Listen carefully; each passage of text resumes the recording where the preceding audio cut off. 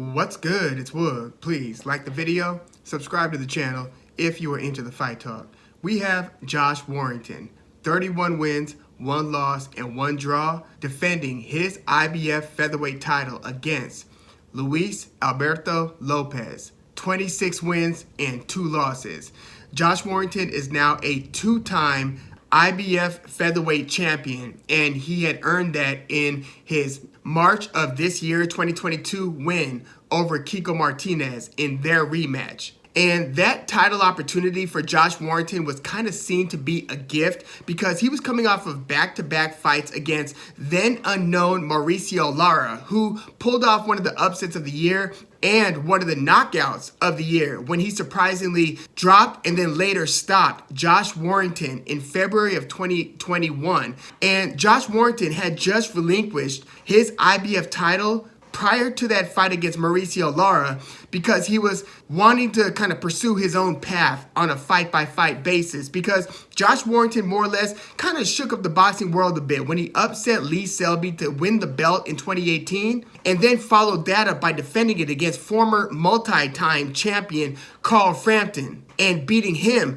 via unanimous decision. So Josh Warrington from Leeds, England, basically, was kind of the latest craze because it's almost like you could feel his passion as he's fighting. Like, he fought with such an energy in those decision wins over Selby and Carl Frampton to where it just became like kind of a must-see, exciting fighter who just happened to be an IBF champion and also defended successfully, although kind of controversially, against Kid Galahad, something that Galahad should have won. Some thought that it was a draw, some thought that Warrington should have won. But Warrington had been defending that title successfully a few times and then relinquished it. But then in a fight against Mauricio Lara, where people weren't really looking at that as a particularly, dangerous fight against Josh Warrington, although if you were to have looked closer, you would see that, yes, Mauricio Lara did have a high knockout percentage, but Josh Warrington, it's like sometimes when you have names in the division and then they're fighting guys who don't have nearly as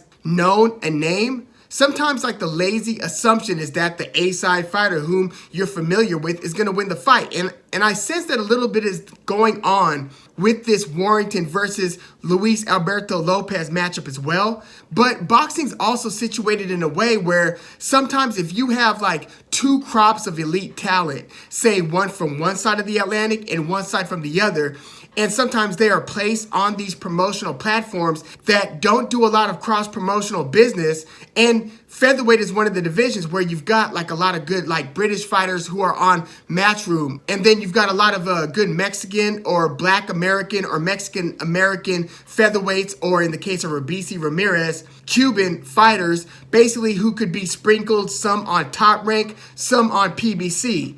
Well, if you don't have any like fighting between these fighters on the different platforms, you only know what those fighters are capable of more or less within their own realm, if those fighters are in fact fighting each other on those respective platforms. But like for the longest, I've been wanting to see Josh Warrington fight a Leo Santa Cruz or Emmanuel Navarrete or Gary Russell Jr. I just wanted to see him mix it up with some of the fighters on some of the other platforms, just because, the featherweight division was so rich with talent, but they were so evenly distributed across the 3 or 4, major competing platforms or promoters that you just had no idea. Like, I don't know how Navarrete would have done against Gary Russell Jr., but with Josh Warrington against Mauricio Lara, that was pretty much a huge wake-up call because it was a devastating, crushing knockout where Josh Warrington got hurt in the early rounds, hurt several times in the middle rounds, and then just finished in a way where even Mauricio Lara had to kind of tamper down the celebration out of concern because there was a motionless Josh Warrington on the canvas. So since then, Mauricio Lara has kind of proven to be a beast in the division, right? And we do want to see him fight like a Lee Wood eventually. But Josh Warrington, the question was, okay, is he going to retire? What's he going to do? He's now like rounding 30 years of age, which isn't super old, but in these lighter divisions, fighters tend to age a little bit quicker or younger. So they were about to run back Josh Warrington against Mauricio Lara. And they did. They got in the ring, fought a couple of rounds, but there were just multiple headbutts. And, you know, you get a lot of these. You'll notice that in Josh Warrington fights, there do tend to be a lot of head clashes. Like the way that he jumps into the pocket, it does kind of lend itself to having head clashes. Not that he's just putting his head down and burrowing forward, but it's very episodic and he's jumping in, literally kind of jumping in, throwing combinations and trying to jump out. Well, when you have that, and then a Mauricio Lara who will kind of like put his head down and throw violent punches, sometimes in combination, yes, there is a high likelihood of head clashes, and you got that. And the fight ended up being stopped because Mauricio Lara suffered a major gash due to one of the head clashes. So that ended up being a technical draw. And it's kind of unfinished business to where it didn't seem right that Josh Warrington, who never really righted that wrong, ended up getting a title opportunity against, you know, a very hard-hitting, and we've seen Kiko Martinez knock somebody out recently, but an increasingly vulnerable and beatable Kiko Martinez. That's who Josh Warrington just won the title against earlier this year, again, becoming a two-time IBF featherweight champion. So a lot of people say, okay, Josh Warrington just won the belt again, but can we really list him as an elite featherweight once again? Not that Kiko Martinez isn't elite or near elite, but we just don't know exactly where Josh Warrington stacks up against the other best featherweights in the division. Well, we might not get that answer in this fight, but we will get an answer if it's not the case that Josh Warrington is elite, because Luis Alberto Lopez is the guy who you might remember kind of spoiled the Gabriel Flores Jr. party for Top Rank. Gabe Flores was a super young 21-year-old who was looking pretty flashy in some of his, knockouts on some of the Top Rank undercards. Like he had beaten, I believe, Jason Velez. Well, when Gabriel Flores Jr. fought Luis Lopez, it became abundantly clear pretty early that, hey, there appears to be one guy who could take the other guy's punch, and then the other guy cannot take that other guy's punch. In fact, I think Tim Bradley said it during the broadcast, this is looking like a man versus a boy. And this ended up being a fight that should have probably been stopped before the end of the 12th round. But Gabriel Flores' dad basically got overruled by the son, Gabe Flores Jr., who said, no, don't stop the fight. Ended up going out again into the 12th round and just taking an even worse beating. And it got really ugly by like the 7th or even 6th round, like somewhere between 5, 6, 7. It just got really bad for Gabriel Flores Jr. And you got the impression that Luis Alberto Lopez was not respecting Gabriel Flores Jr.'s power and was just basically walking him down, kind of almost like marching him down to where he would kind of sometimes have his hands down and just start winging one very violent punch after the next, and very accurate, wide looping shots and pretty quick shots as well. Well, that was the first out of a couple losses that Gabriel Flores Jr. has now had in his very young career, to where there's a big question in terms of what Gabriel Flores Jr. is going to do going forward. Well, since that win over Flores, Luis Lopez fight Isaac Lowe, and this fight was in the United Kingdom. Isaac Lowe was kind of, emerging at the time. Well, Luis Lopez dropped Isaac Lowe with like the first big hook that he threw in the fight. It was like in the first 15 to 20 seconds. Scored a knockdown over Lowe. Ended up dropping him again like at the 3rd or 4th. Ended up finishing him via knockout in the 7th round. For those who were not sold on Luis Lopez after the win over Gabriel Flores Jr., were probably sold on him by the time he knocked out Isaac Lowe. And he's had 2 more knockout wins since. So this guy, he's a bit of a juggernaut right now, and he's a super short fighter, even for the 126-pound division. Luis Lopez is 5'4". Josh Warrington, I believe, is about 5'7". So this is one of the rare fights where Josh Warrington has a height advantage. But when I'm sizing up Warrington versus Lopez here,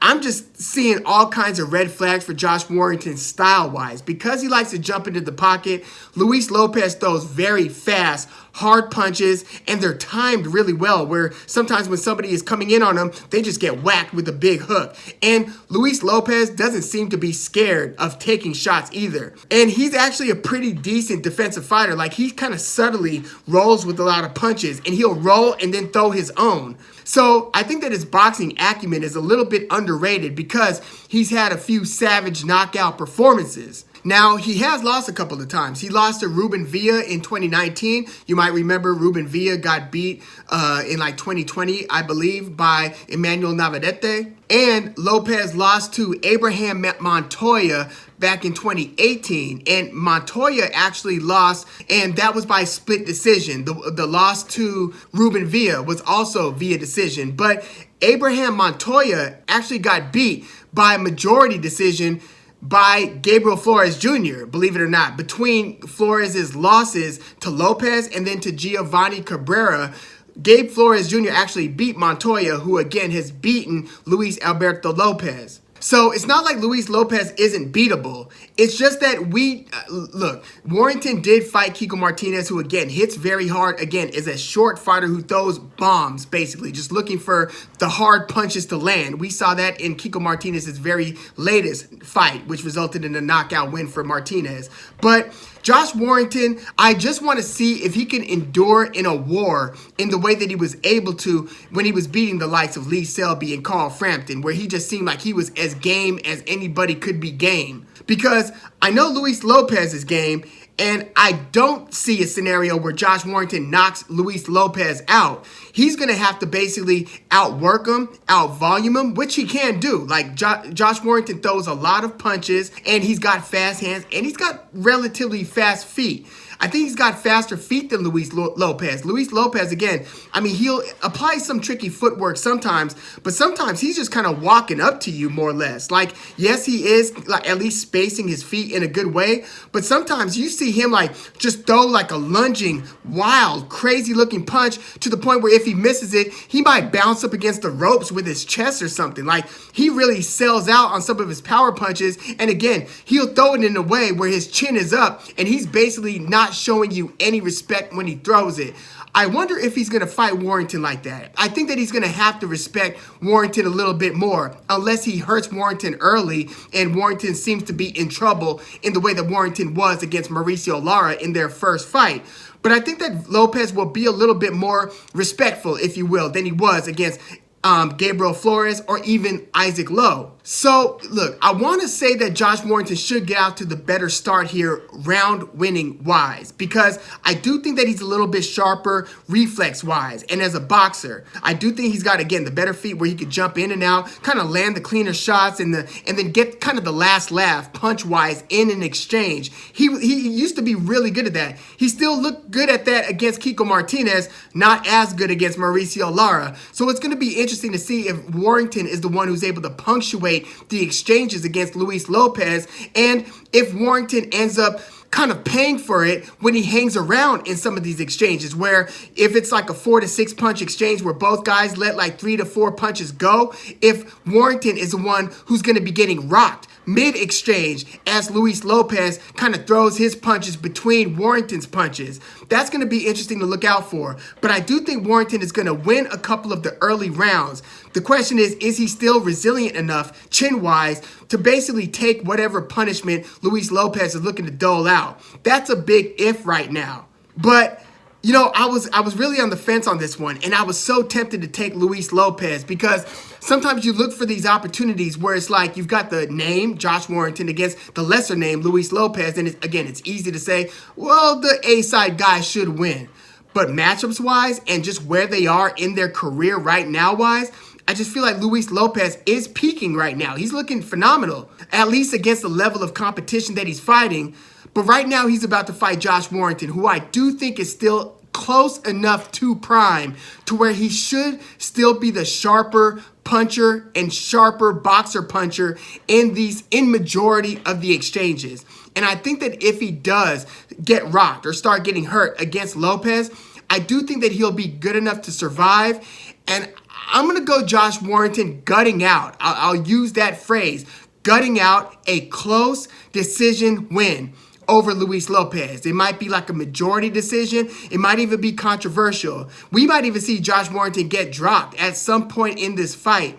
I do have respect for his ability to recover. I do think that Mauricio Lara is kind of an outlier punching-wise. Like, this guy's kind of a madman right now. I would not look forward to fighting him if I was one of these featherweights. And I wonder if they are going to remake Lee Wood versus Mauricio Lara. I really hope they do. But I think that Josh Warrington has enough craft, and I mean, we might get a couple of headbutts here as well. And by the way, when Josh Warrington beat Lee Selby, that fight involved headbutts. And I think that he cut Lee Selby with one of those head clashes. So that might even play a role here. Look, I don't want to call Josh Warrington a dirty fighter. It just happens to occur in a lot of Josh Warrington fights. And Josh Warrington is usually the beneficiary of the clash of heads. But yeah, I think that Josh Warrington is actually going to beat the very dangerous and, oh man, look, I wouldn't be totally surprised if Josh Warrington gets beat or even stopped by Luis Lopez. We really don't know what Lopez's ceiling is. Yes, we know that he's lost again to Ruben Villa and to Montoya, but we really don't know how good he can be. I just know how good Josh Warrington seems to be when he's at his best or near best. And I think that right now it might still be good enough to edge a decision against Luis Alberto Lopez. But let me know what you think about Warrington versus Lopez. Look, when they first announced this fight, it would have been easy to say, oh, damn, this is such a non-eventful event, right? For somebody the caliber of Josh Warrington. But no, you got to take a closer look at this one and what caliber of fighter Luis Alberto Lopez might be. I'm actually pretty excited about this one, but I'm going to go Warrington via, split decision-ish or 115 to 113 type of win over Luis Lopez. But yeah, let me know your thoughts on this one in the comments. If he does get by Lopez, do they finally run it back for a third time between Warrington and Mauricio Lara? Or is there going to be another permutation or combination of matchroom fighters that might include Lee Wood? Let me know your thoughts on this fight, Warrington versus Lopez, and what you think about the state of the featherweight division in the comments. Like the video, subscribe to the channel if you are into the fight talk. I'm Woog. Thanks for tuning in.